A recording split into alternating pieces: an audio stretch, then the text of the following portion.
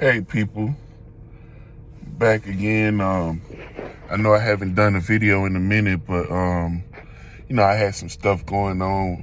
Like I said in the beginning, I was gonna try to do at least one video a week.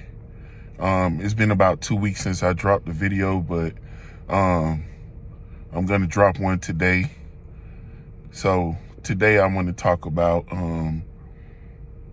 your mindset and taking control of your life when you have these medical issues going on. There's a lot of times when people have medical issues going on where they, I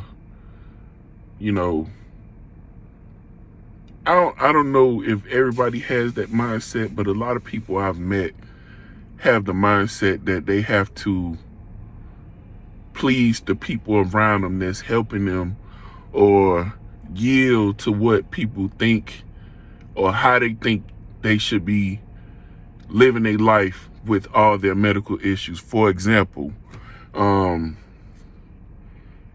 with my medical situation, you have a lot of people speaking on, me living on my own, what doctors I should go to, how I should handle my medical issues, whether I'm in pain or not, and they have no clue. You know what I'm saying? I refuse to be a person that my life gets run by my medical situation. No, my medical situation is not mine to handle. It's for me to give to God and keep moving. As long as God gives me breath, gives me energy, wakes me up in the morning, I'm going to keep pushing. My medical situation can sometimes, knock me off my path every now and then. But as soon as I'm able to, I'm right back on it. You know what I'm saying? You can't allow your medical situation to run your life. And a lot of people think that's hard to do. It's really not. You know what I'm saying? Everything I've been through, like I said, last year, I might have had 25 to 30 surgeries last year. And honestly, after that little recovery period when I have to heal up, or my energy's not back, or from the stuff the sedation they give you to put you to sleep, once all of that stuff wear off, I'm back on my grind. You know what I'm saying? And a lot of times, man, people will make your situation worse than what it really is. And what I mean by that, like for instance, I tell people I'm on dialysis. They see that I walk with prosthetic legs, and somebody come up to me like, I know you taking a lot of pain medicine because all the stuff you going through. No, I'm not. I don't take pain medicine for nothing unless I really have to. You know what I'm saying? I've declined pain medicine in surgery after surgery before, because I wanted to get out of the hospital so fast.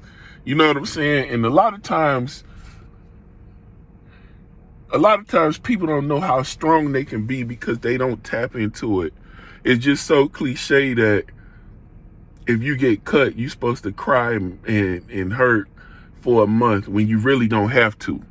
You know what I'm saying? For example, when I got my amputations from my legs, I denied pain medicine because I knew if they keep giving me pain medicine, I'm going to sleep all day and I'm going to sit in the hospital longer than I need to. Because the hospital, whether you know it or not, you can get sicker in the hospital waiting to recover than you would at home. Because think about it, everything that can mess you up is in the hospital. I've heard stories of people getting infections from sitting in the hospital after they had something go on. Nah, man, listen. God gives us all the strength. God gives us everything we need to at birth. That's my belief. He gives you everything you need at birth. You just have to tap into it. You know what I'm saying? Like, man, I can't tell you how thankful I am that I'm still living, still here at my age with everything I've been through over the last 20 years. I'm surprised, because I've known people that's healthier and stronger than me. They ain't here no more. But God continues to keep me. And like I said, you have to have the mindset that I'm going to live regardless of this. I'm not going to continue to let this run my life. And you can't let people tell you how to live when you got something going on. Because at the end of the day, if you living to please them and you die, you're going to die with regrets because you didn't get to do everything that you wanted to do before you left this earth. You can't live for people. I can't stress that enough. You know what I'm saying? I have people come to me all the time. You should be living in Florida with a bunch of family, or you should be living in Missouri with your mom and your sister, or you should live with this person, or you shouldn't do this, or you shouldn't do that. It's my life. And the only way I can live my life to my best ability is I live life for me. I can't live life and please everybody or yield to everybody's will when it comes to my life. That's a very big misconception that sick people always need to be taken care of. That ain't true. Because sometimes you have it in you to take care of yourself. This was something that was on my mind. I really felt like I needed to get on here and say this because you have a lot of people that go through things and instantly they feel pressured to yield to a loved one's thoughts on how they should live or how they should deal with their situation. Like I said, people will always make your situation worse than what it really is. I've been on dialysis for going on 16 years now. And honestly, a lot of people don't know that I'm on dialysis until I tell them. Because I don't need nobody to take pity on me. I'm not a charity case. If I need help, I can ask for help. But for the most part, God gives me what I need to deal with this. I've been living on my own for a good little minute, man. And I have a lot of people that have a problem with that. I ain't gonna say they got a problem with it, but they have the urge to control me. Oh, you shouldn't be living on your own. You need more help. I had somebody tell me a week ago that because I have 2 amputations and I got this going on, I shouldn't be living on my own. How would they know? They never dealt with this problem in their life. They don't know what kind of strength I can tap into. They don't know how I can deal with it. He said, you don't have legs, so I can only imagine how hard it is. I do got legs. I just have to put them on, And that's the thing, man. It's all about will. Your body can be broken, but if your will is strong, that broken body can't stop you from doing nothing, man. You know what I'm saying? And that's one thing that I tell everybody that I meet. Like I said, people always telling me, oh, you so strong, you so this. It's not that I'm strong. I don't have the will to be weak. I don't have the will to stop because I have a little adversity or a lot of adversity. I don't have the will to stop. God ain't put that will in me to stop. God put the will in me to keep going no matter what. And that's the mindset in any aspect in life. You have to have that mindset to keep pushing when you have a roadblock or a hurdle.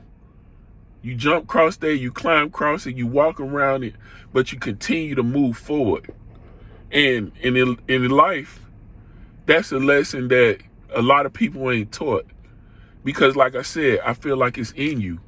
God give you everything you need from the beginning. And a lot of time, us as people, we don't know how strong we are because we rarely tap into it. Those people that you see that's exceptional, that's doing these things that you couldn't think you could ever do, it's because they tapping into their strength that God gave them from birth. We all got it. You know what I'm saying? And once you tap into it, man, whew. I remember when I first got my amputations, it was not a depressing moment to me, but it was like a downtime where, it was so much hit me all at once. It was hard to find reasons to be happy for. But what got me out of that funk, my mother, she told me a story about this lady that wrote down all her goals for the next year. And she worked towards accomplishing them. And it was so profound to me because I never thought about writing down something and hanging it where I see it every day and marking off when I achieve these goals. So I think the goals that I had on there was to walk again, to eventually work, go to school, drive again, find a wife. And with each one of these things, it's like I made it specific. I mean, every detail of every goal that I set, I put on there. You know what I'm saying? And honestly, I accomplished everything except for the wife. You know what I'm saying? I still feel like a wife is coming sometime soon. I just got to get myself together and get prepared for Mrs. Hawkins. But everything that I put on that list, I achieved. I started walking again. I'm going to tell the story about when I first got my prosthetics, man. Like, I don't realize how much a blessing or how much God pushed me in that situation, but it's a great story. But anyway, the list that I put down, I eventually started walking again. I was doing warehouse work when I started walking again. And the funny thing is, when I was working in the warehouse, there were periods where, I might have like a 30-pound box and I'm walking to go put something up, and I'll turn around and catch all my coworkers staring at me like, whoa, this dude is really carrying this box and walking with prosthetics. You know what I'm saying? Like, it used to be so crazy to me because it used to happen all the time where, people will put you in this box. Okay, he got prosthetic legs. He shouldn't be able to do this. But when they see you doing it, they're like, oh man, this dude is amazing. And it's really not amazing. I'm just stepping into my ability, And like I said, at the end of the day, you can't live your life off of other people's expectations or what limits they set for you. You live your life to the best of your ability. I went to school. I didn't finish, but I went to school for a little while because I stopped because my sister had passed away, and that was probably the most traumatic death I ever had in my life. So I didn't start school back yet. I think eventually I will, but I've gotten just too lazy right now. And as far as driving, the hard problem was driving with two amputated legs, driving with prosthetics.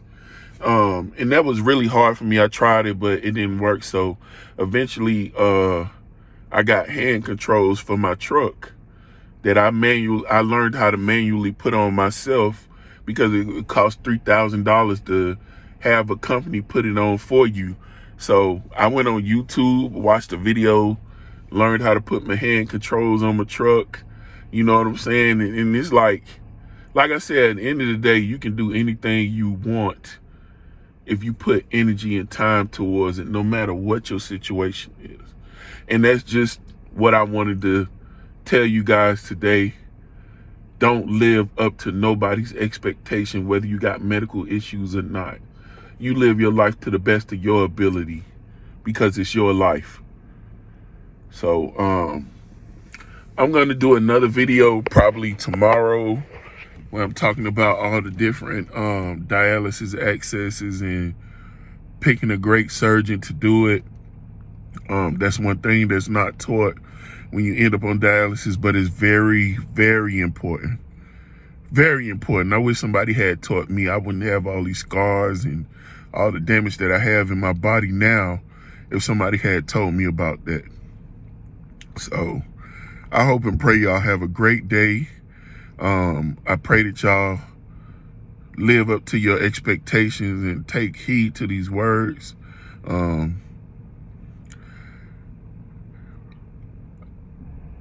thank everybody that listens to my videos with an unbiased heart, without thinking I'm doing it for, exposure or clout or nah, man. I really feel like I want to help as many people as I can, because I do feel like dialysis is something that's not talked about, but it's a big issue in society today amongst Black people mainly.